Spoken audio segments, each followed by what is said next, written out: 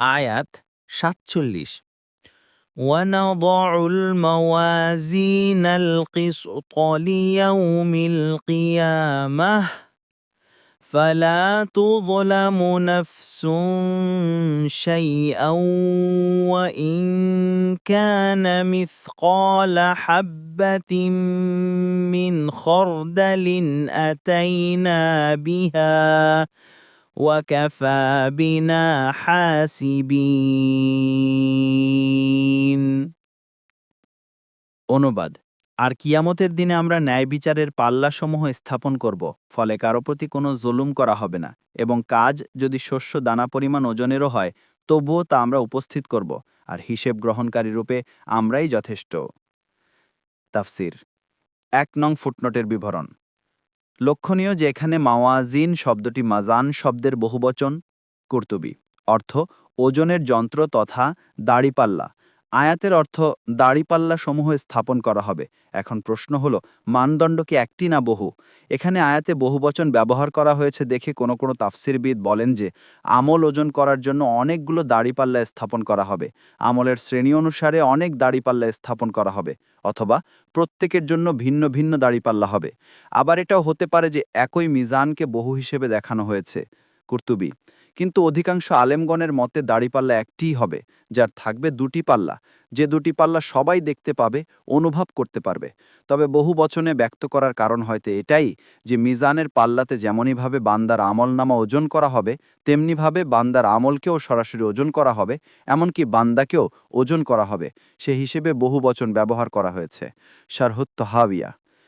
বান্দার আমলনামা ওজন করা হবে তার প্রমাণ।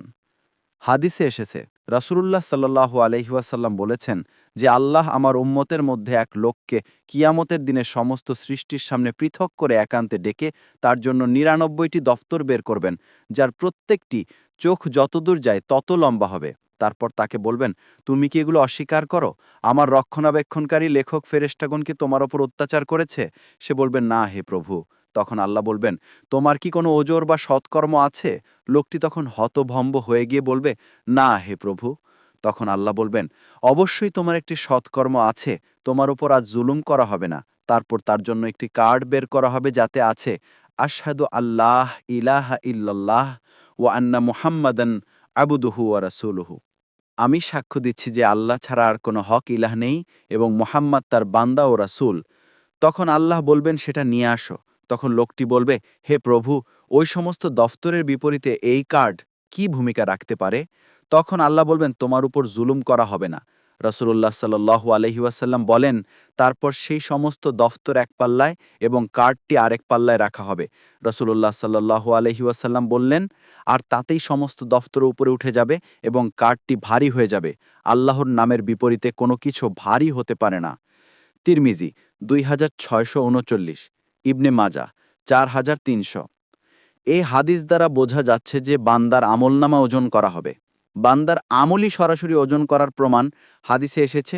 রাসূলুল্লাহ সাল্লাল্লাহু আলাইহি ওয়াসাল্লাম বলেছেন, দুটি বাক্য এমন যা দয়াময়ের কাছে প্রিয়, জিহবার উপর হালকা, মিজানের মধ্যে ভারী, আর তা হচ্ছে সুবহানাল্লাহি ওয়া বিহামদিহি, আল্লাহর পবিত্রতা ঘোষণা করছি তার প্রশংসা সহকারে, সুবহানাল্লাহিল আযীম, মহান আল্লাহ কতই না পবিত্র।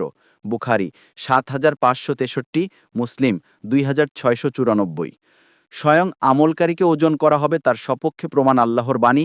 সুতরাং আমরা তাদের জন্য কিয়ামতের দিনে কোনো ওজন স্থির করব না। সূরা আল কাহাফ ১০৫। অন্য এক হাদিসে এসেছে, আব্দুল্লাহ ইবনে মাসউদ রাদিয়াল্লাহু আনহু আর এক গাছে উঠলেন। তিনি ছিলেন সরু গোড়ালি বিশিষ্ট মানুষ, ফলে বাতাসটাকে নাড়াচ্ছিল। তাতে উপস্থিত লোকেরা হেসে উঠল। রাসূলুল্লাহ সাল্লাল্লাহু আলাইহি ওয়াসাল্লাম জিজ্ঞাসা করলেন, তোমরা কেন হাসছ? তারা বলল, হে আল্লাহর নবী, তার সরু গোড়ালির কারণে। তখন রাসূলুল্লাহ সাল্লাল্লাহু আলাইহি ওয়াসাল্লাম বললেন, যার হাতে আমার প্রাণ, তার শপথ করে বলছি, এ দুটি মিজানের উপর উহুদ পাহাড়ের চেয়েও বেশি ভারী হবে। মুসনাদে আহমদ ১ ৪২০ থেকে ৪২১, মুস্তাদরাক ৩ থেকে ৩১৭।